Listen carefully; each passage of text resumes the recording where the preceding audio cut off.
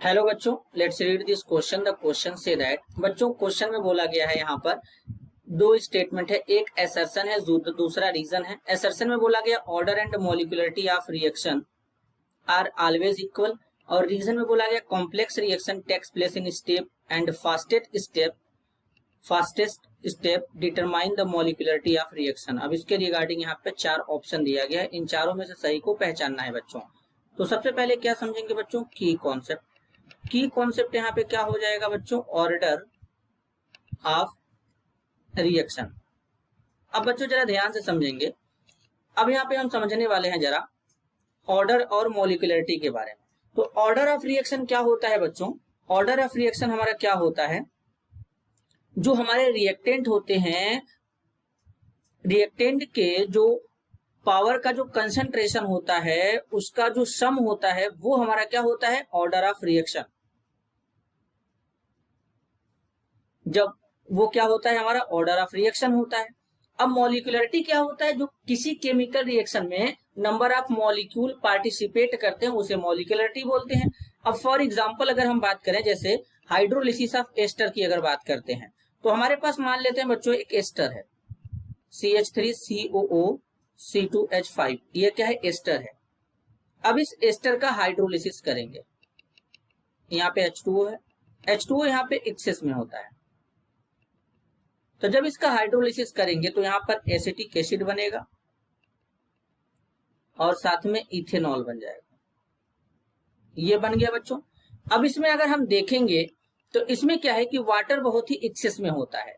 तो जब हम इसका रेट लॉ के अकॉर्डिंग ऑर्डर लिखते हैं तो रेट क्या होगा इसका, यहाँ पे K होगा, रिएक्टेंट के कंसंट्रेशन पे डिपेंड करेगा। अब यहाँ पे वाटर भी तो एज ए रिएक्टेंट है, लेकिन ये एक्सेस में होता है, तो रेट लॉ लिखते समय इसको कांस्टेंट मानते हैं। तो यहाँ पर क्या हो जाएगा, CH3COO C2H5। अब इसके पावर में कितना होगा, 1 होगा, तो इसका ऑर्डर ऑफ रिएक्शन क्या होगा बच्चों, 1 होगा।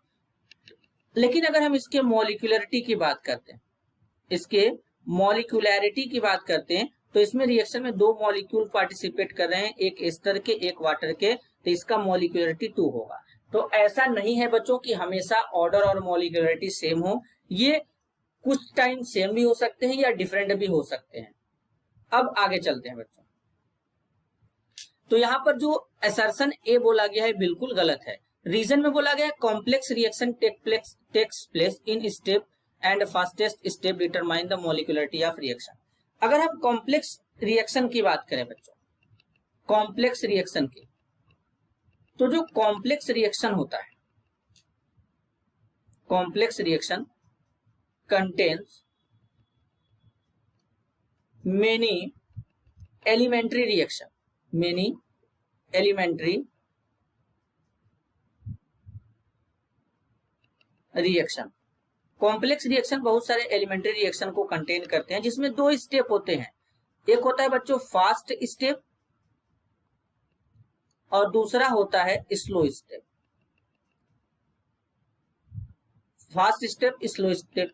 जो स्लो स्टेप होता है ये हमारा RDS होता है, रेट डिटरमाइनिंग स्टेप होता है, यही हमारा रिएक्शन के रेट को डिटरमाइन करता है।